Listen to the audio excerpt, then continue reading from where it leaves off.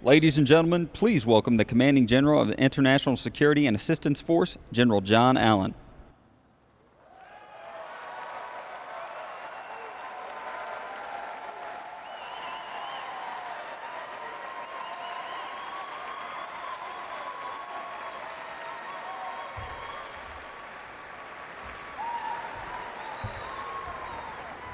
How are we doing tonight?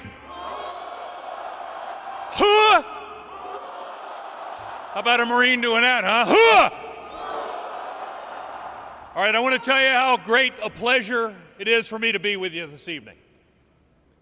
I'm proud to serve with every one of you, and I'm honored to be your commander. I want you to know I see every day what you do in this country, the magnificence of your work, the sacrifices that you perform every day to defend our great country and to give liberty to the Afghan people. You should be very proud of yourselves, because I'm proud of you. Now, in just a few weeks, the leaders of all 50 of the ISAF countries are going to come together in Chicago. And when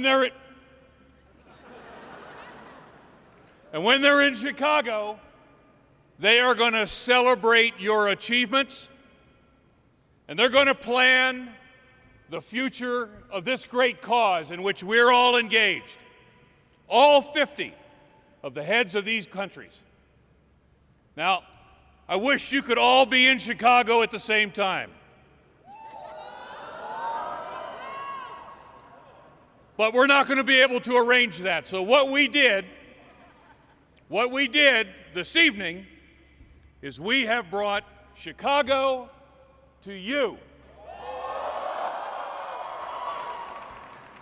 So, ladies and gentlemen of U.S. Forces Afghanistan, ladies and gentlemen of the International Security Assistance Force, please join me in welcoming the President of the United States of America and our Commander-in-Chief, President Barack Obama.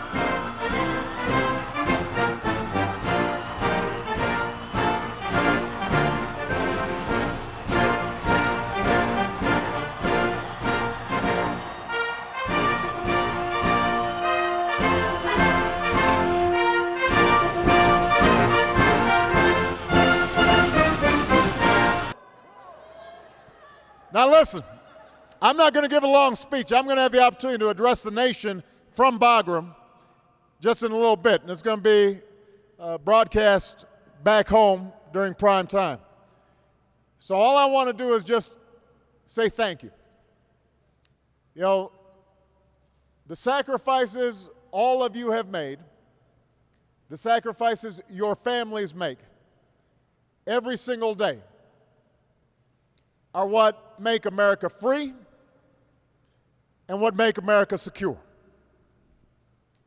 And I know that sometimes out here, when you're in theater,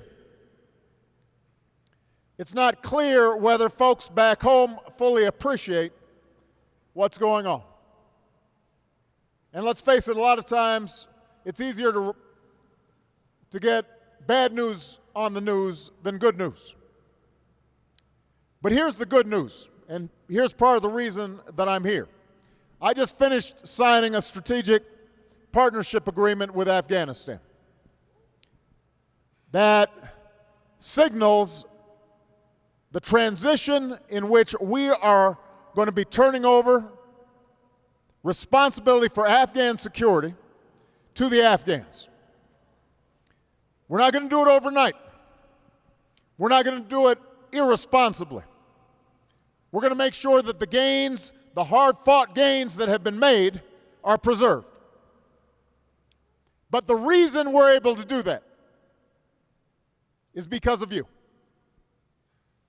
The reason that the Afghans have an opportunity for a new tomorrow is because of you.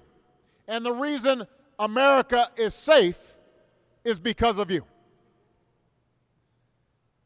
We did not choose this war. This war came to us on 9/11. And there are a whole bunch of folks here, I'll bet, who signed up after 9/11. We don't go looking for a fight. But when we see our homeland violated, when we see our fellow citizens killed, then we understand what we have to do. And because of the sacrifices now of a decade and a new greatest generation, not only were we able to blunt the Taliban momentum, not only were we able to drive al-Qaeda out of Afghanistan, but slowly and systematically we have been able to decimate the ranks of al-Qaeda. And a year ago, we were able to finally bring Osama bin Laden to justice.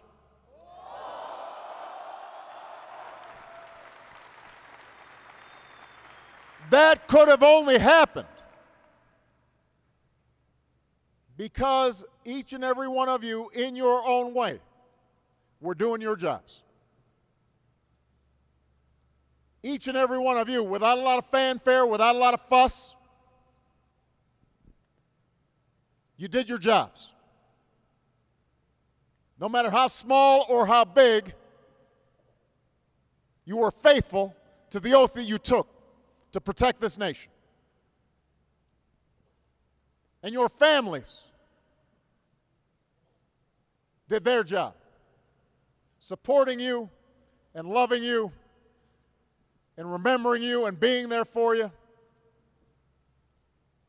And so together, you guys represent what is best in America. And you're part of a long line of those who have worn this uniform to make sure that we are free and secure. To make sure that those of us at home have the capacity to live our lives. And when you're missing a birthday, or you're missing a soccer game, or when you're missing an anniversary, and those of us back home are able to enjoy it, it's because of you. And I'm here to tell you, everybody in America knows that. And everybody in America appreciates it. And everybody in America honors it.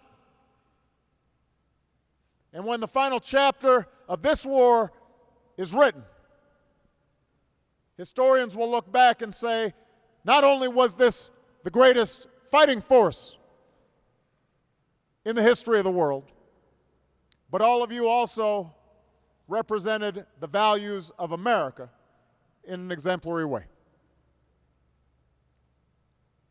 I could not be prouder of you.